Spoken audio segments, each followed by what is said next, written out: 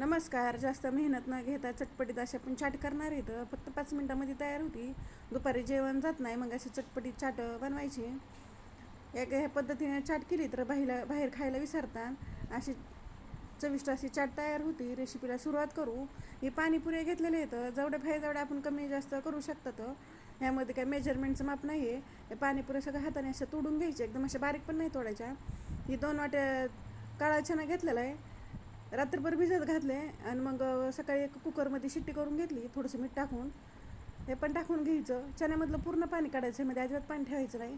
4 बटाटे घेतले, उकडून घेतले, तर साल काढून थंड झाले, तर ते बी असे हाताने मॅश करून टाकायचे. असं चाकून तुकडे करायचे नाही, असे हातानेच मॅश करून टाकायचे.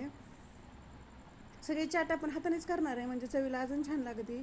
हे 2 मीडियम साईजचे कांदे घेतलेले आहेत, बारीक कापून ते टाकून घ्यायचं. 3 हिरव्या मिरच्या घेतलेल्या आहेत, बारीक चिरून घ्यायच्या. त्यामध्ये साधं मीठ टाकलेलं आहे अर्धा चमचा, आणि काळा मीठ टाकलेलं आहे छोटा अर्धा चमचा. चिली फ्लेक्स टाकली 1 चमचाभर, आणि त्यामध्ये 2 चमचे चिंचेचं पाणी टाकलेलं आहे. चिंच भिजत घालून त्याचं पाणी काढून घेतलेलं आहे. किंवा गुळ आणि चिंचेचं जरी पाणी असं तेही टाकून घेतलं तर चालतं, किंवा चिंचेचं जरी पाणी नसेल तर जलजिरा पावडर पाण्यामध्ये मिक्स करून तेही टाकलं तरी चालतंय. हे सगळं पहिलं चांगलं मिक्स करून घ्यायचं, आणि मग त्यामध्ये अजून मसाले टाकणार आहे. इथं 1 मोठा चमचा जिरा पावडर, 1 मोठा चमचा चाट मसाला टाकून घ्यायचं, आणि 1 लिंबू टाकून घेणार आहे. त्यामध्ये 1 लिंबाचा रस टाकलेला आहे. मला चटपटी जर करायचं असलं तर त्यामध्ये अजून तुम्ही 1 चमचाभर आमचूर पावडर टाकायची, थोडंसं लाल तिखट टाकलेलं आहे, आणि भरपूर अशी कोथिंबीर टाकायची. आणि नायलॉन शेव घेतलेली. नायलॉन शेव जर नसली तर आलू शेव असते, तेही टाकून घेतलं तरी चालतंय. मग या पद्धतीने अशी शेव सगळी टाकून घ्यायची, म्हणजे खूप छान अशी चाट लागते. आणि सगळ्यात हलक्या हाताने मिक्स करून घ्यायचं आहे, कारण आपण बटाटा टाकून घेतलं होतं, ते पहिलं मिक्स करून घेतलं होतं.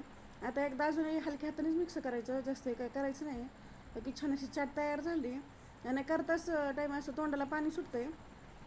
मग ह्या पद्धतीने खूप छान अशी चाट झालेली. आणि कोणत्याही वस्तू अशा बारीक एकदम टाकायची नाही, तर आपल्या आवडीप्रमाणे कमी जास्त करून टाकायच्या. आता आपण प्लेटमध्ये टाकून घेऊ. मग चटपटी चाट तयार झाली. मी थोडीशी जास्त चाट केली, कारण माझ्या मुलांना खूप अशी आवडती चाट.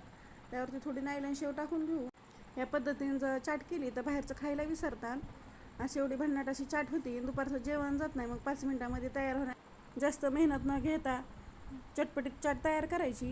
बाकी छान अशी चाट तयार झाली. हे माझी रेसिपी कशी वाटली कमेंटमध्ये नक्की सांगा. लाईक करा, शेअर करा. चॅनल जर नाही सबस्क्राईब करा, आणि बेल आयकॉन दाबायला विसरू नका.